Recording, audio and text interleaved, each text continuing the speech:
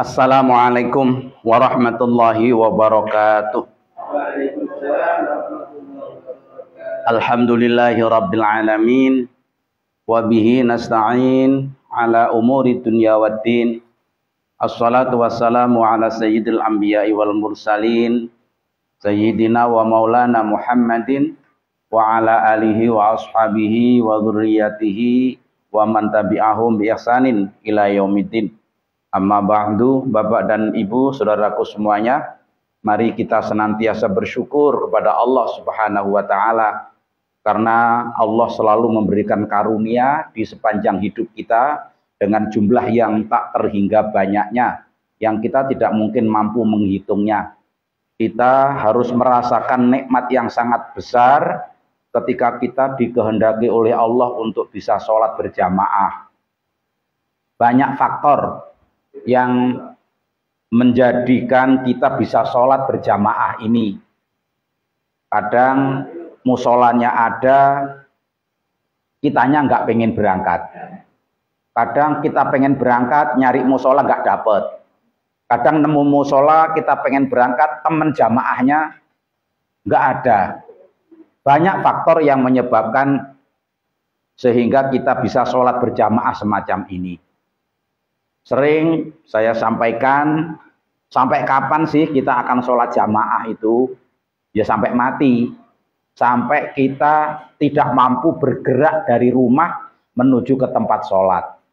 Kita tidak tahu apakah kita akan tetap hidup di Ungasan atau pindah ke tempat lain, itu kan nggak ngerti. Tapi kalau prinsip kita sholat jamaah itu sampai mati, ya dimanapun kita tinggal nanti, dimanapun Allah takdirkan kita hidup, di situ kita akan berjamaah. Kalau kita bisa merasakan bahwa jamaah adalah sebuah kenikmatan, maka kita akan mengejar, kita akan berusaha mencari, dan pengejaran serta pencarian untuk mendapatkan sholat jamaah itu bukan sebuah penderitaan bagi kita, itu sebuah kenikmatan. Kalau kita mengakui bahwa apa yang kita lakukan, kita bisa sholat, bisa bareng-bareng, kemudian Allah lipat gandakan 27 derajat, dan langkah kita dari rumah, kaki kanan sudah mengangkat derajat, kaki kiri menghapus dosa. Itu hanya didapatkan orang-orang yang ke masjid atau ke musola dengan niat untuk sholat berjamaah. Itu karunia yang sangat besar. Mudah-mudahan kita bisa istiqomah menjaga kebaikan-kebaikan kita, dan Allah selalu menunjukkan kita dengan hidayahnya sehingga kita selalu dimudahkan untuk melakukan kebaikan-kebaikan tersebut. Malam ini kita akan lanjutkan ngaji kita. Kita mulai dari surat An-Nisa. Nanti kita akan baca surat An-Nisa ayat 134 sampai dengan ayat 135. Mudah-mudahan Allah terima bacaan kita, Allah terima belajar kita, dan Allah tunjuki kita dengan ayat-ayatnya untuk mendapatkan hidayah, jalan yang terbaik yang akan kita tempuh menuju kepada ridhonya. Liridha'illahi ta'ala wa li syafaati Rasulillah sallallahu alaihi wasallam. Al-Fatihah. A'udzu billahi minasyaitonir rajim. Bismillahirrahmanirrahim. Alhamdulillahi rabbil alamin. Ar-Rahmanir-Rahim. Maliki yaumiddin. Iyyaka na'budu wa iyyaka nasta'in.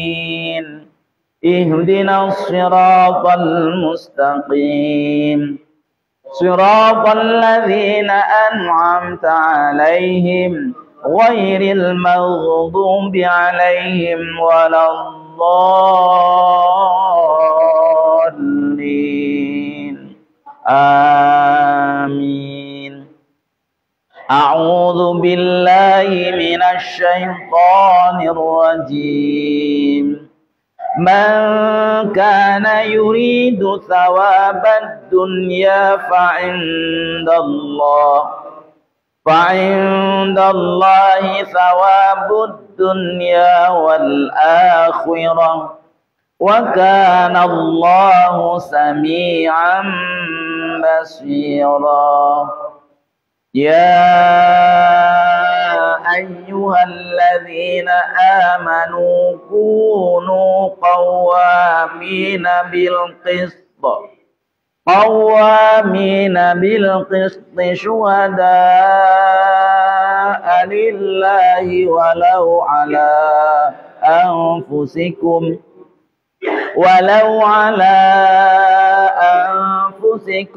أو الوالدين والأقربين إن يكن غنيا أو فقيرا فالله أولى بهما فلا تتبعوا الهوى أن تعدلوا وإن تلووا أو تعرضوا فإن الله كان بما تعملون خبيرا صدق الله العظيم أعوذ بالله من الشيطان الرجيم بسم الله الرحمن الرحيم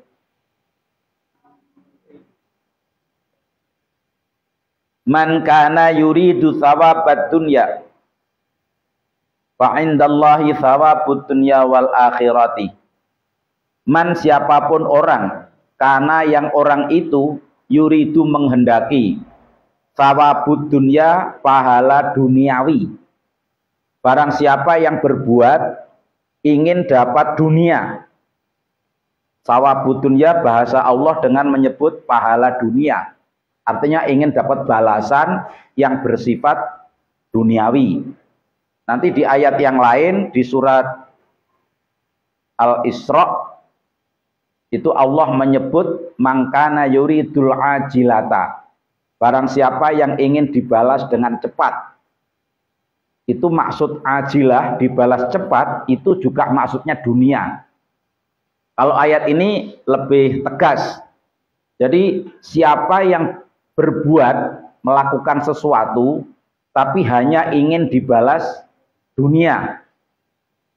Fa'indallahi, maka di sisi Allah itu, thawabud dunya ada pahala dunia, wal akhirati dan pahala akhirat.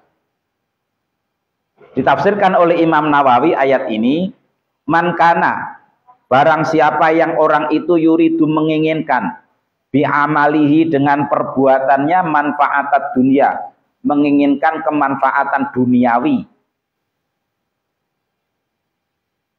Fala yaqtasir, maka orang itu janganlah membatasi alaihi atas perbuatannya wal yatlub thawabaini. Ayat ini memerintahkan hendaklah orang itu memilih dua pahala. Fa indallahi, maka di sisi Allah thawabud dunya ada pahala, thawabud daro ini ada pahala dunia dan akhirat. Kata daro ini dari kata dar itu artinya rumah. Satu rumah itu darun, dua rumah daro ini. Thawabud daro ini itu yang dimaksud rumah itu adalah dunia dan akhirat. Satu rumah di dunia dan satu rumah lagi di akhirat. Nanti kita bahas bersama-sama. Kata Imam Nawawi, barang siapa yang berbuat hanya ingin mendapatkan dunia, maka orang itu jangan membatasi perbuatannya hanya untuk pengen mendapatkan manfaat dunia saja.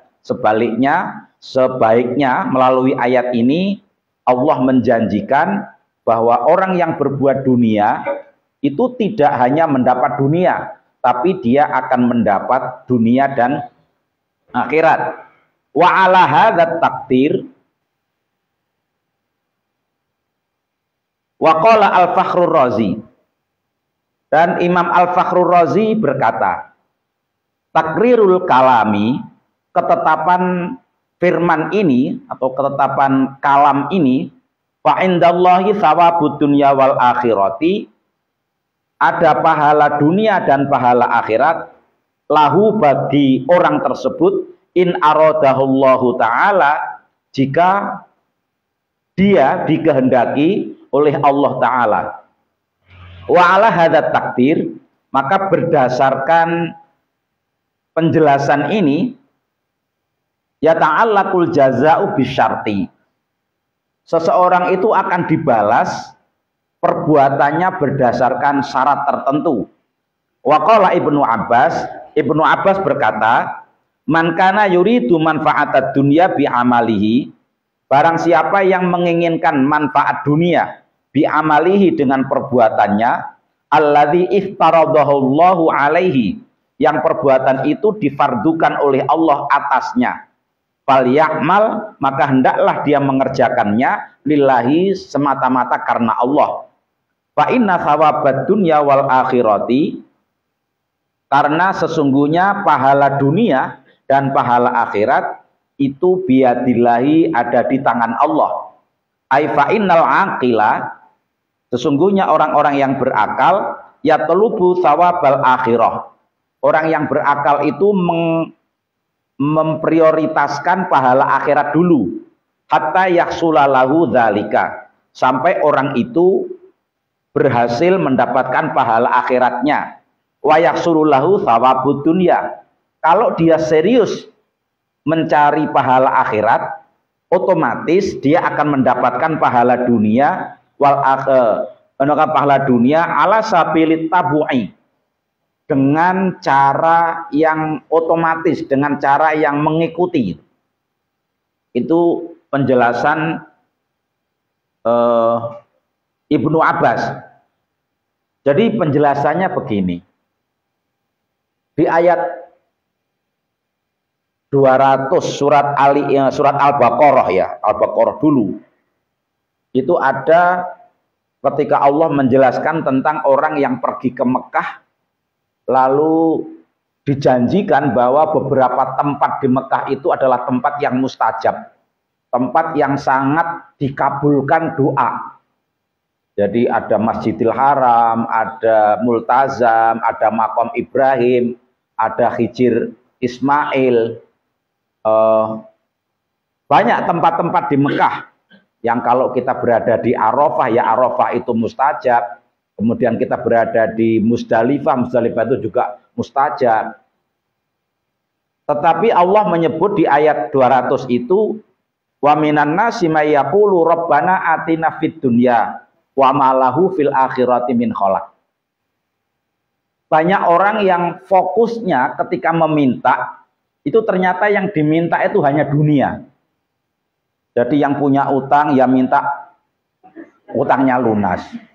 Yang merasa sumpek dengan istrinya, dia minta, ya Allah rubahlah istri saya. Yang merasa anaknya sulit diatur, itu minta supaya anaknya itu menyenangkan. Anaknya diajak sholat nggak mau, itu mintanya kepada Allah supaya anaknya mau diajak sholat. Yang lagi sakit, ya mintanya mudah-mudahan sakitnya sembuh.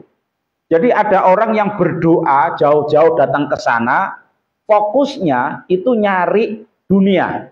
Itu semua untuk urusan dunia itu. Sampai dia sama sekali nggak terbersit untuk minta akhirat. Ya Allah, masukkan aku ke dalam surga. Ya Allah, ampuni dosaku, hindarkan aku dari neraka. Itu nggak pernah masuk. Kalaupun itu diucapkan, itu bukan keinginannya. Kalaupun diucapkan itu karena apal.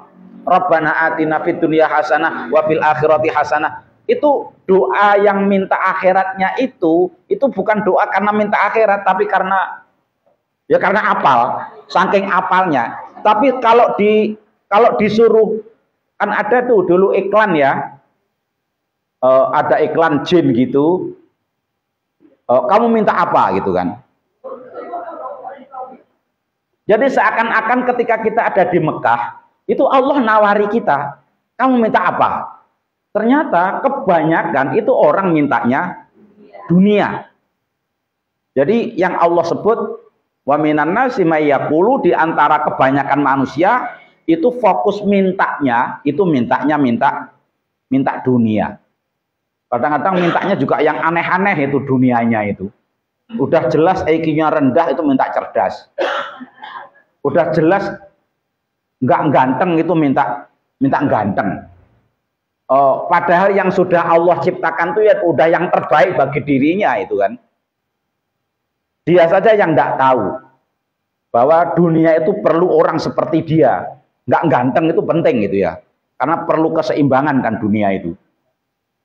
Iya, jadi bangunan itu juga perlu batu pondasi, juga perlu paku, juga perlu macam-macam. Jadi bangunan itu tidak semuanya keramik.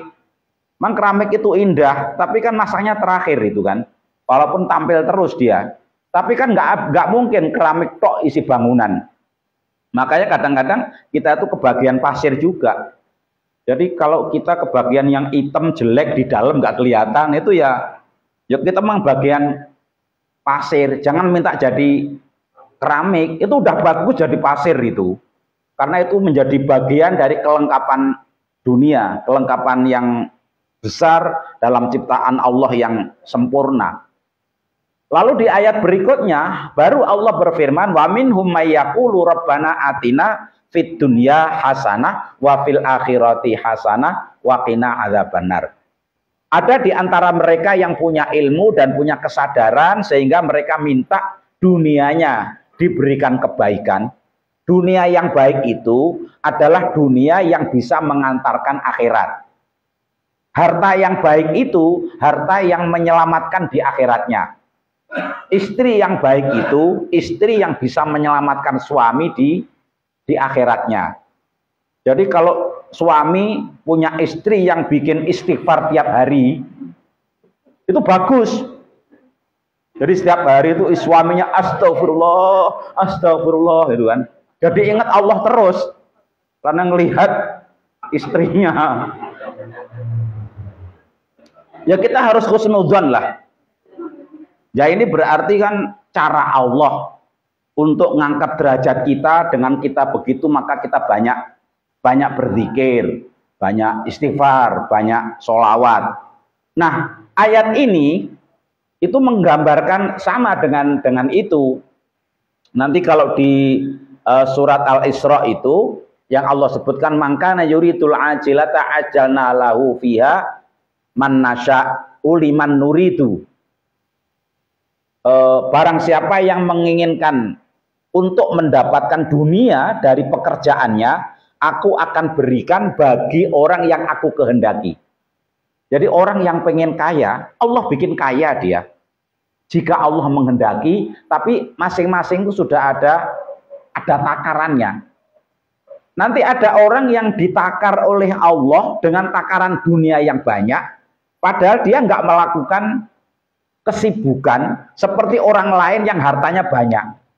Ada juga orang yang memang takarannya nggak banyak, memang Allah menghendakinya dapatnya segitu. Tapi orang itu bekerja keras dan nggak nambah. Walaupun ditambah lembur, ditambah bonus, ditambah proyek, macam-macam, tetap aja rumah tetap nggak punya. Terus tabungan juga nggak punya, utang juga masih punya, itu kan. Ya itu memang takaran, itu takaran hidup gitu kan. Ya kita juga jangan terlalu pesimis. Itu bukan berarti sebuah keburukan. Itu juga sebuah kebaikan. Kalau kita sadar bahwa pemberian berupa harta itu nanti di akhirat itu hisabnya sulit, hisabnya panjang. Jadi semakin banyak harta yang kita pegang, apalagi kita prinsipnya seperti kemarin, kalau untuk kepentingan yang tidak ada hubungannya dengan kenikmatan kita, nggak ada hubungannya dengan nafsu kita kan pelit. Jadi itu kan contohnya kalau kita di dompetnya punya uang 128.000 kan, ada ratusannya, ada 20-annya, ada 5.000-annya, ada 2.000-annya, ada 1.000-nya, lalu ada kotak infak lewat, dompetnya dibuka, yang dicari yang mana? Itu yang kelihatan dulu yang 100 sebenarnya, tapi yang ditarik yang 1.000. Itu yang 127 itu nanti di akhirat itu diaudit itu. Kalau kita membeli banyak barang. Sementara untuk infak kita pelit banget. Maka barang-barang yang kita miliki itu nanti akan diaudit. Kalau ternyata barang yang kita beli tidak kita manfaatkan, itu kita tercatat dalam daftar sebagai mubadzir. Innal mubadzirina kanu ikhwanas syayatin. Ada orang yang ketika masuk ke tempat belanja, awalnya nggak pengen beli, lihat barangnya bagus, barangkali nanti perlu. Belum perlu, cuman barangkali dibeli juga. Ternyata sampai bertahun-tahun barang itu masih bungkusan plastik. Itu masuk dalam kategori mubadzir. Itu ikhwanas syayatin. Yang paling enak itu memang orang yang nggak punya barang, nggak punya rumah, nggak punya, kayak sahabat-sahabat Nabi itu kan, baju cuman 2 setel, nanti gantian sama istrinya, yaitu aman itu. Itu pun kata Rasulullah ketika menafsirkan ayat At-Takatsur, yang terakhirnya itu ayatnya Tsumalatus aluna yauma idzin anin naim. Maka nanti pada hari kiamat kalian akan dimintai pertanggungjawaban dari kenikmatan yang kalian rasakan. Lalu ada sahabat yang mengatakan, ya Rasulullah, seakan-akan sepanjang hidup saya tidak merasakan kenikmatan. Maka Rasulullah tersenyum mengatakan, apakah kamu merasakan hawa sejuk? Ngerasa ya Rasul, itu kenikmatan. Dan itu nanti akan ditanyakan di akhirat. Kamu ngerasa sejuk itu bersyukur enggak?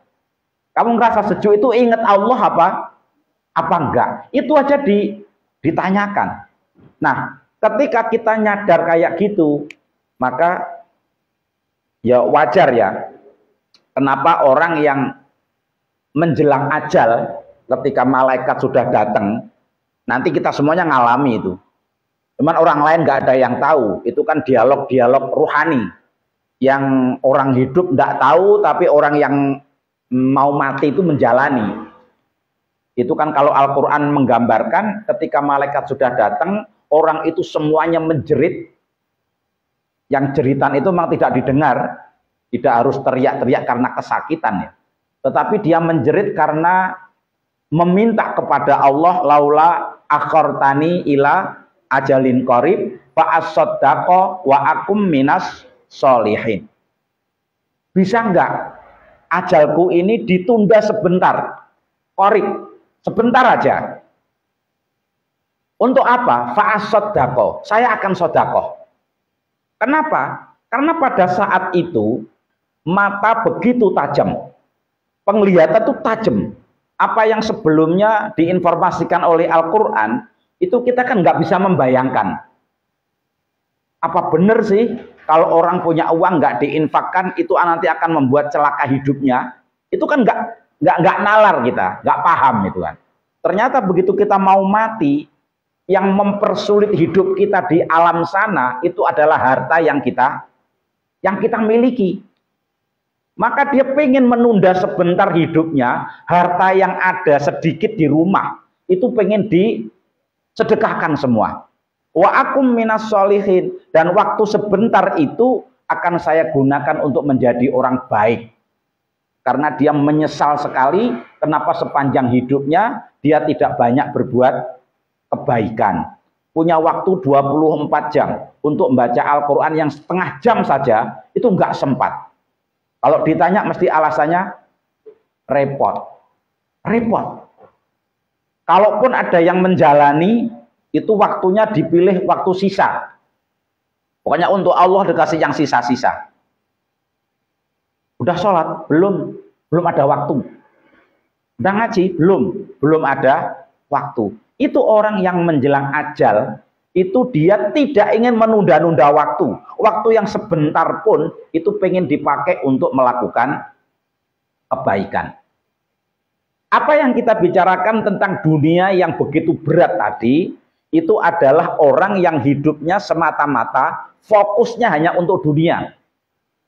Berbeda dengan doa yang tadi diucapkan, Rabbana atina fid dunya hasanah wa fil akhirati hasanah wa qina adzabannar. Dia meminta dunia itu dunia hasanah.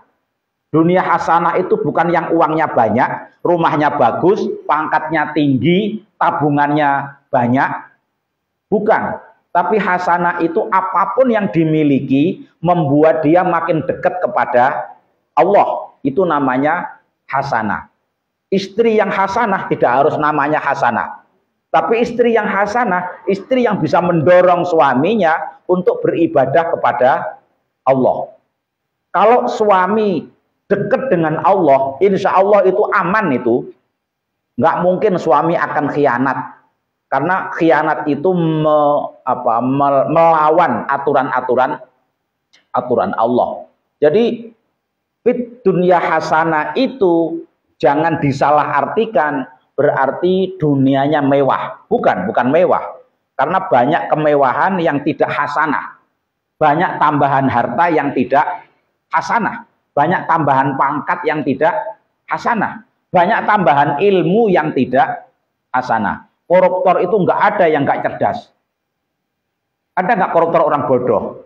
Nggak ada. Untuk jadi koruptor itu syaratnya sulit. Dia harus sekolah pinter, harus rampung sekolahnya, harus bersaing ketika masuk di pekerjaan, harus bersaing ketika naik pangkat, dia harus melewati berkali-kali promosi, dan dia berhasil menduduki sebuah jabatan. Kalau nggak ada di situ, dia nggak mungkin korupsi. Balik kuli loh. Apa yang bisa dikorupsi? Paling-paling korupsi bungkus semen. Itu kalau mau ngecor, semen yang mau ditaruh itu dipegang kanan kiri, digegem, semennya nggak disokne kabeh, disisakan terus diguak bungkusnya. Mulai wis rampung dilelesi semene, sekalian diambil bungkusnya, nggawa balik 2 kilo.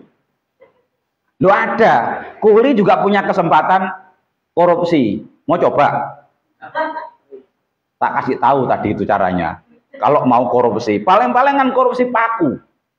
Paku wayahe dipakai untuk maku, taruh di saku, pura-pura lupa, terus digowo balik, dilumpukne saulan sekilo, dijual.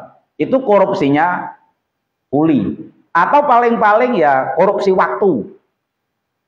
Buruh harian mestinya datang jam 8, pulang jam 5, istirahatnya 1 jam 12 sampai jam 1.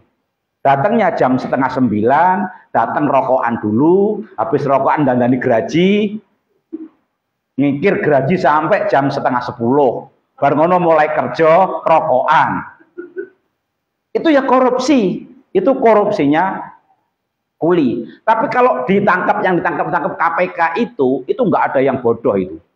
Itu namanya ilmunya tidak hasanah. Ilmunya tidak mengantar kepada keridhaan Allah. Berarti ilmunya tidak hasanah. Banyak pangkat tidak hasanah, uang tidak. Itu semua dunia itu. Maka yang kita minta itu dunia yang hasanah. Ayat ini mendorong kita. Jadi kata para ulama seperti Imam Al-Fakhrur Razi atau sahabat ahli tafsir. Jadi semua ulama itu sepakat. Sahabat ahli tafsir itu keponakan Rasulullah. Namanya Ibnu Abbas. Abdullah bin Abbas. Abbas itu paman Rasulullah dan Abdullah itu putranya. Jadi Abdullah bin Abbas bin Abdul Muthalib. Nama lengkapnya kan Abdullah bin Abbas bin Abdul Muthalib. Kalau Nabi kita namanya Muhammad bin Abdullah bin Abdul Muthalib. Yang ngasuh itu pamannya namanya Abu Thalib bin Abdul Muthalib. Itu punya putra namanya Ali bin Abi Thalib bin Abdul Muthalib. Jadi Ibnu Abbas itu disepakati ulama sebagai sahabat yang paling pandai tafsir. Jadi sahabat mufassir itu namanya Abdullah bin Abbas. Kata Abdullah bin Abbas, ayat ini isinya perintah. Memang bentuknya seperti kata berita. Man kana yuridu thawabat dunya fa indallahi thawabud dunya wal akhirah. Barang siapa yang ingin dapat dunia, ketahuilah bahwa kalau kita pengen dapat dunia, dunia yang kita dapat itu dapatnya dari mana? Dari Allah. Padahal Allah itu punya pahala dunia dan punya pahala akhirat. Maka melakukan apapun hendaknya lillah, hendaknya semata-mata karena Allah. Kita bekerja di hotel, itu kan kelihatannya bekerja kepada manajemen, bekerja kepada pihak hotel yang menilai mereka. Tapi dari kita sendiri itu melakukannya karena Allah.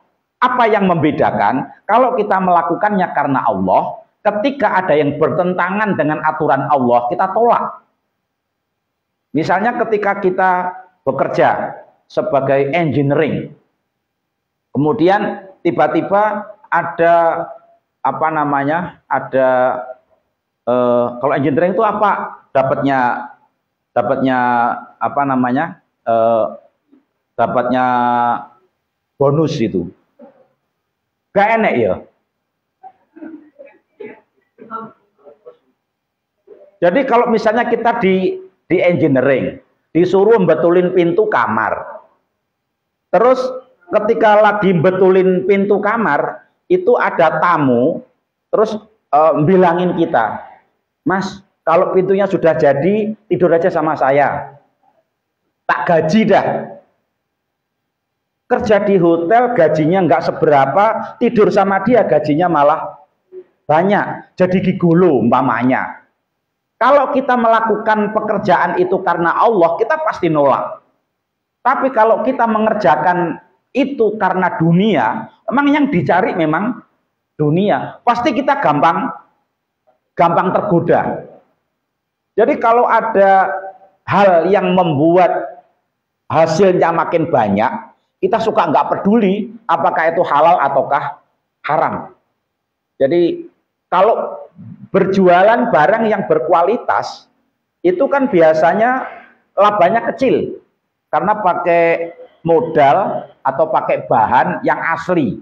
Sedangkan kalau kita mau labanya agak banyak, maka kita format dagangan kita itu bentuknya menarik, rasanya enak, walaupun sebenarnya dalamnya racun. Itu harganya lebih murah dan labanya menjadi lebih banyak. Jadi jual gorengan dicampur biar crispy, dicampuri di laminating. Jadi kan katanya ada itu ya. Itu entah gosip entah apa itu.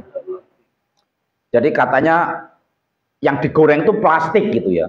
Jadi gorengannya itu biar awet nggak melempem dan kalau digigit itu rasanya crispy. Itu menarik. Tapi itu kan membuat penyakit bagi orang. Orang yang bekerja lillah itu tidak akan begitu. Jadi barang siapa yang bekerja lillah, dia yakin bahwa tugas dia bekerja itu wajib. Itu namanya ikhtiar.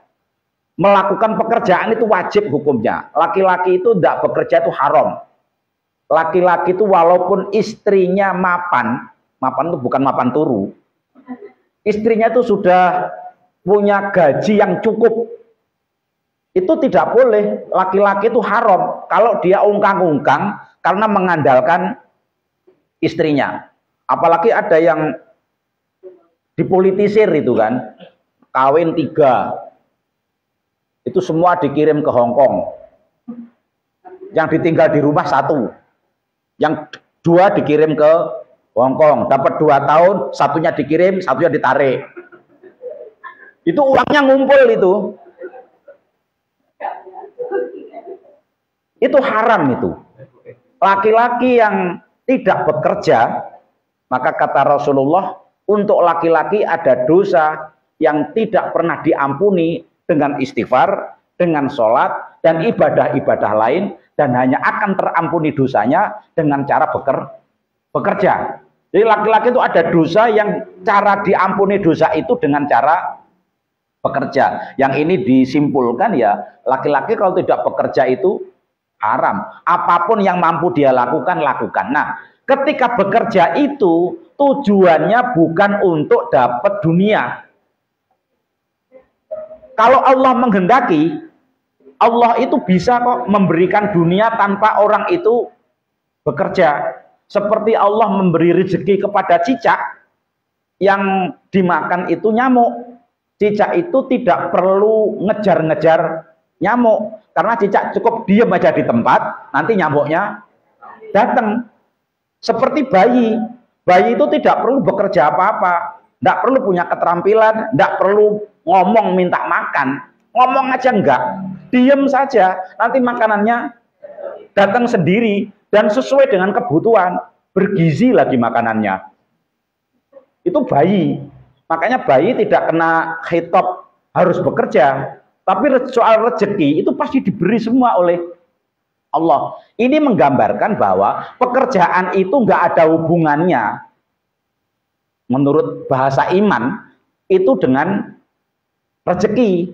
Jadi rezeki itu sudah ketentuan Allah untuk semua makhluk. Semua pasti dapat rezeki. Nah, bekerja itu kewajiban. Jadi kalau kita bekerja itu memenuhi kewajiban, lakukanlah kewajiban itu lillah. Lakukanlah kewajiban itu karena Allah. Makanya setiap akan melakukan aktivitas, kita itu kan diharuskan baca bismillah. Untuk mengingatkan, saya mengerjakan ini dengan menyebut nama Allah. Tujuannya karena Allah, pengen ditemani Allah, dan pengen mendapatkan ridhonya Allah. Ini kalau orang bisa melakukan itu, maka yang dia lakukan itu pahalanya dunia dan akhirat. Kita makan itu baca bismillah. Kalau kita makan baca bismillah, makannya karena Allah. Maka akan mengikuti ketentuan-ketentuan yang dimakan bukan barang haram. Barang haram itu bukan hanya materinya ya, bukan hanya zatnya. Bukan hanya zatnya. Jadi beras itu kan halal. Ayam itu halal, kacang itu halal, sambal pecel itu juga halal. Itu menjadi haram kalau ngentit. Tahu ngentit? Nyolong. Jadi belanja dalam jumlah banyak, itu nyelipkan sak geluntung terasi, nggak kehitung. Tapi memang sengaja itu kan. Nah, itu namanya haram. Masa terasi haram? Ya haram kalau dia nyolong itu kan. Nah, kalau dia baca bismillah, itu berarti jaminan dia memakannya itu dengan cara yang Allah atur. Jadi makannya baca bismillah, barang-barangnya halal, dan dia tidak akan makan berlebih-lebihan, tidak israf. Kulu wasrobu wala tusrifu, itu ketentuan Allah. Makanlah, minumlah, jangan berlebih-lebihan. Berlebih-lebihan itu bisa jadi makan karena pamer, itu bisa namanya berlebih-lebihan. Berlebih-lebihan itu juga makan tidak menyesuaikan dengan penghasilan. Udah gajinya kecil, tiap hari ke restoran.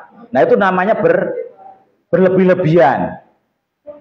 Kalau mampunya ikan asin, ya ikan asin aja.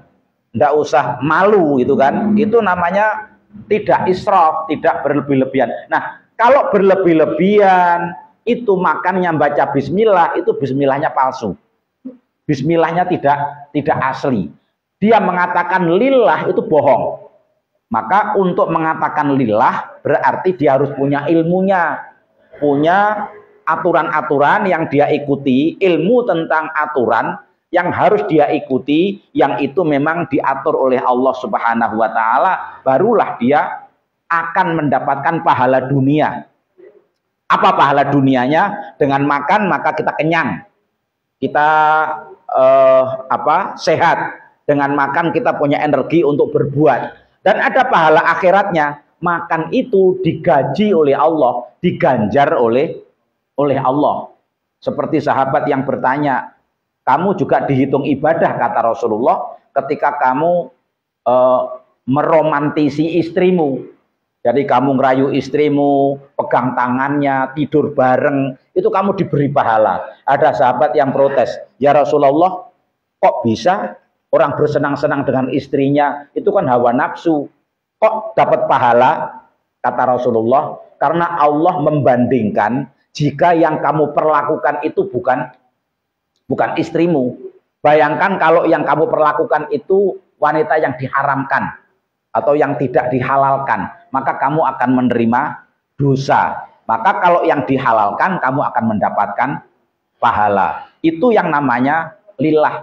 Jadi menikah karena Allah, bekerja karena Allah, makan mengasuh anak karena Allah, mengantarkan istri ke pasar juga. Jadi kalau ada kan laki-laki nganter istrinya ke pasar, perasaan yang nganter neng pasar gak rambung-rambung. Belanja apa itu rawes-wes iki. Ora sabar akhirnya tinggal pulang. Lah iya, nganter bojone ning pasar ora sabar, tapi lek nganter turis sabar. Blonjo saakeh-akeh terserah, monggo wis. Soalnya apa? Nganter istri itu punya peluang dan punya syarat mi'am basira. Sesungguhnya Allah itu maha mendengar, lagi maha mengetahui. Ai aliman bi jami'il masmu'at. Allah itu maha tahu dengan apapun yang bisa didengar dan yang bisa dilihat. Apapun yang dilakukan hambanya, Allah itu tahu. Bahwa apa? Nggak ada yang tahu. Mungkin artinya penutup ayat ini, ingat loh, Allah tahu persis. Allah maha tahu dan Allah maha mendengar apa yang kamu kerjakan dan apa yang kamu ucapkan. Kita lanjut ke ayat berikutnya. Ya ayyuhal qawwamina bil qisti syuhada. Ya ayyuhalladzina amanu, wahai orang-orang yang beriman. Sekali lagi, ini salah satu di antara ayat yang dalam Al-Qur'an ada 98 ayat yang diawali dengan ya ayyuhalladzina amanu. Yang ini adalah panggilan khusus yang bisa mendengar hanya orang beriman. Mengapa Allah panggil dengan ya ayyuhalladzina amanu? Karena kelanjutan ayat ini itu ada perintah yang berat yang bisa melaksanakan hanya orang-orang beriman. Misalnya ya ayyuhalladzina amanu tentang puasa. Ya ayyuhalladzina amanu kutiba alaikumusiyam. Wahai orang-orang beriman, kalian diwajibkan puasa. Yang kuat menjalani puasa itu hanya orang-orang beriman. Kalau orang nggak beriman, itu males puasa. Ngapain lapar-lapar, orang makanan juga banyak. Kayak paceklik aja kok mau-maunya lapar. Hanya orang beriman. Maka ayat ini juga sama. Allah memanggil orang beriman, yang bisa menjawab dan melaksanakan juga hanya orang-orang beriman. Kalau ada panggilan ayat ini, tetapi orang tidak bisa melaksanakan, maka dipertanyakan imannya. Apa yang Allah perintahkan? Kunu, jadilah kalian semua. Artinya jadilah itu, milikilah kalian karakter. Kalau namanya memiliki karakter itu sifat baik yang tidak berubah. Itu namanya kalau dalam istilah akhlak. Itu definisi dari akhlak. Jadi kebaikan yang muncul tidak pernah mengalami perubahan dan tidak pernah direkayasa. Itu namanya karakter, itu namanya akhlak. Jadi milikilah akhlak itu. Kunu, jadilah kalian semua qawwamina, orang-orang yang menegakkan bil qisti, terhadap keadilan. Jadi kalian itu milikilah kepekaan terhadap keadilan. Untuk melakukan atau memiliki sikap adil itu dibutuhkan keimanan. Yang tidak adil itu biasanya menyangkut hawa nafsu. Maka kita mau melakukan hal yang sifatnya tidak adil. Untuk melakukan keadilan itu banyak pengorbanan. Jadi kunu, jadilah kalian semua qawwamina. Ada dua macam penafsiran dari kata qawwamina. Qawwam itu dari kata qoma. Qoma itu pelakunya namanya qaim. Qoma itu artinya kalau secara bahasa itu berdiri. Qaim itu orang yang berdiri. Orang yang selalu tegak berdiri itu namanya qawwam. Kalau jamaknya menjadi jamak mudzakkar salim, menjadi qawwamina. Itu makna yang pertama secara bahasa artinya menegakkan. Jadi jadilah kamu, tegaklah kamu, tegarlah kamu bil qisti, terhadap perbuatan adil. Yang kedua, ada yang menerjemahkan kata qoma itu bukan berarti tegak. Jadi kalau ada kata qad qomatis shalah, itu ada yang menerjemahkan sholat sudah didirikan. Ada yang mengatakan qomatis shalah itu sholat sudah dilaksanakan. Itu terjemahan salah satu. Tapi terjemahan yang lain ada yang mengatakan kata qoma itu bukan hanya tegak, itu maksudnya adalah melaksanakan dengan sempurna. Jadi melaksanakan yang tidak sekedar melaksanakan. Sholat yang ada qomatnya itu sholat yang lebih sempurna dibanding dengan sholat yang nggak ada qomatnya. Yang ada qomatnya itu berarti dia berjamaah. Berjamaah itu nilainya berlipat ganda dibanding sholat sendiri. Maka makna qad qomatis sholah itu maknanya sholat yang dilaksanakan dengan sempurna. Jadi mengajak, mengundang orang untuk melaksanakan sholat yang lebih sempurna. Maka kata qawwamina juga bisa diartikan sempurnakanlah kalian di dalam melakukan keadilan, di dalam memutuskan perkara. Syuhada alillah, dalam hal menjadi saksi. Jadi dalam pengadilan itu yang paling menentukan adalah saksi. Beberapa pertemuan yang lalu kita bicara tentang ayat-ayat yang menyebutkan atau menjadi mukjizat Rasulullah ketika ada orang muslim tapi munafik menjadi pencuri dan dia tidak mau dibilang pencuri, malah hasil curiannya dilemparkan ke orang Yahudi dengan anggapan bahwa nanti Rasulullah pasti akan menghukum orang Yahudi karena beda agama. Dan Rasulullah nanti pasti akan belani orang Islam karena seagama. Ternyata Allah turunkan wahyu yang membuktikan bahwa orang Yahudi itu tidak bersalah. Dan yang bersalah adalah orang Islam. Akhirnya orang Islam itu yang dihukum. Nah, sebelum dihukum dia kabur, melarikan diri, dan ternyata benar dia bukan orang Islam. Dia itu orang munafik. Jadi orang Islam yang tidak siap melaksanakan Islam itu adalah kelompok orang-orang munafik. Orang-orang yang Islam benar itu demi keadilan itu rela menderita. Rela dia jadi korban. Jadi ada kisah tentang khalifah.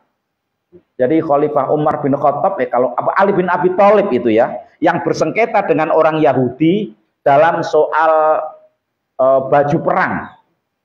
Jadi bajunya orang Yahudi itu hilang dan mereka ngeklaim bahwa baju itu dipakai oleh Ali bin Abi Thalib. Ternyata di pengadilan Ali tidak bisa meyakinkan hakim dan tidak bisa menghadirkan bukti, sementara orang Yahudi bisa menghadirkan bukti. Akhirnya Ali itu di pihak yang kalah, padahal beliau sebagai khalifah. Khalifah itu bisa kalah di pengadilan dan itu legowo.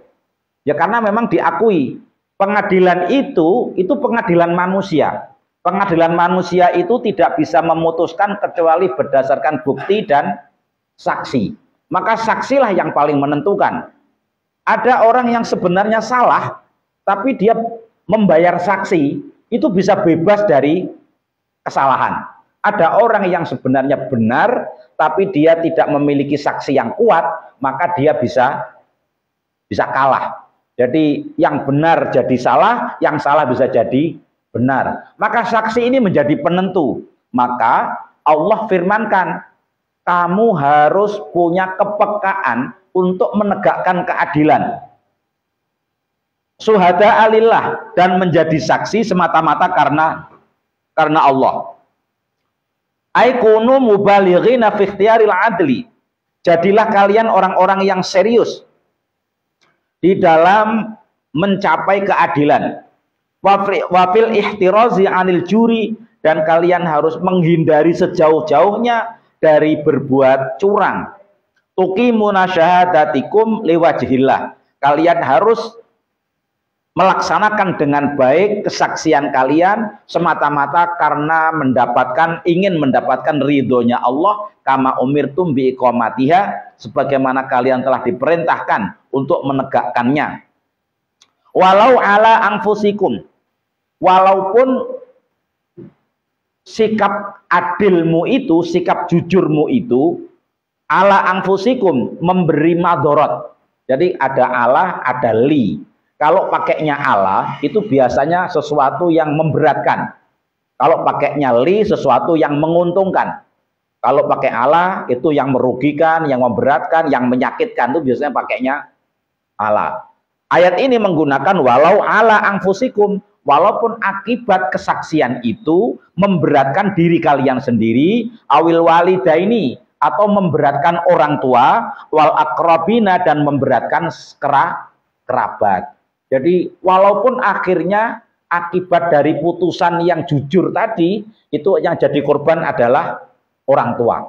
Yang jadi korban adalah diri kita sendiri. Yang jadi korban adalah saudara-saudaranya.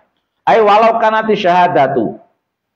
Walaupun kesaksian itu wibalan ala anfusikum, memberi beban yang berat bagi diri kalian, au abaikum, atau ayah kalian, au aqoribikum, atau kerabat-kerabat kalian.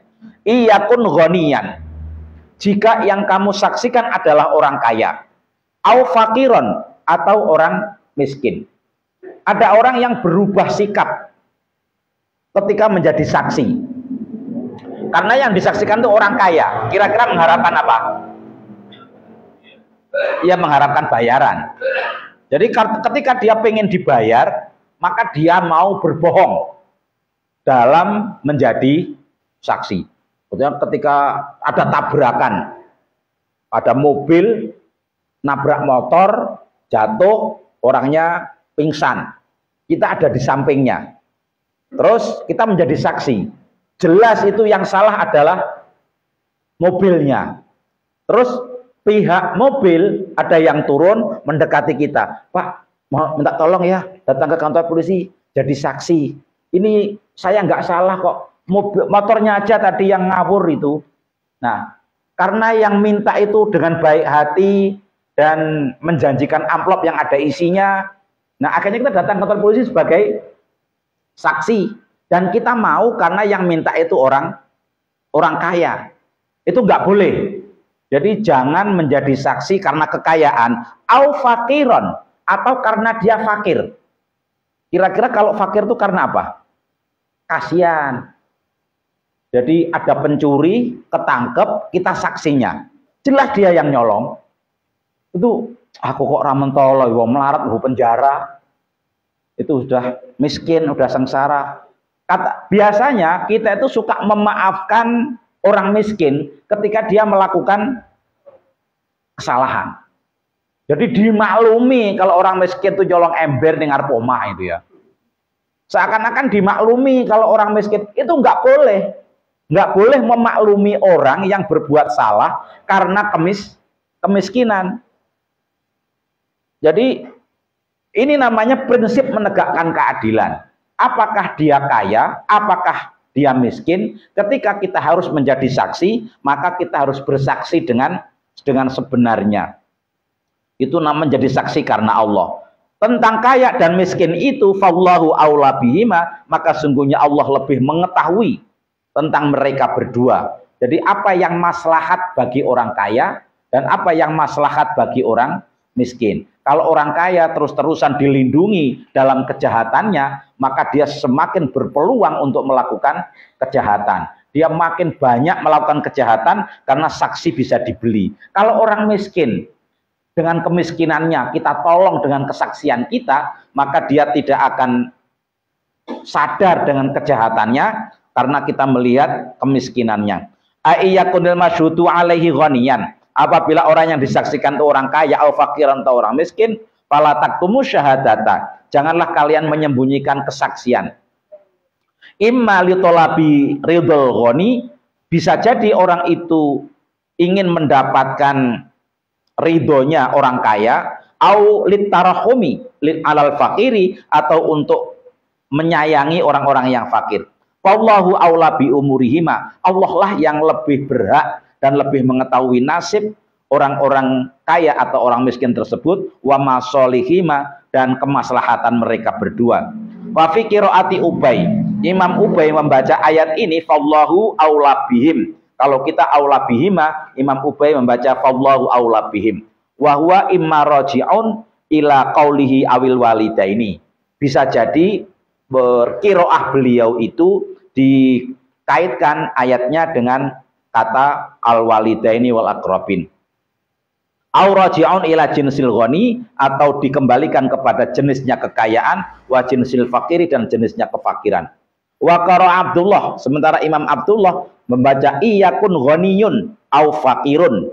Jadi ada, kalau kita bacanya iyakun ghaniyan au fakiran, tapi Imam Abdullah baca iyakun ghaniyun au fakirun. Itu soal perbedaan qiraah. Wala tatabi'ul hawa an ta'dilu, dan janganlah kalian mengikuti hawa nafsu, janganlah kalian menegakkan keadilan dengan mengikut sertakan perasaan, dengan mengikut sertakan kemauan-kemauan pribadi, an ta'dilu, sehingga meninggalkan keadilan.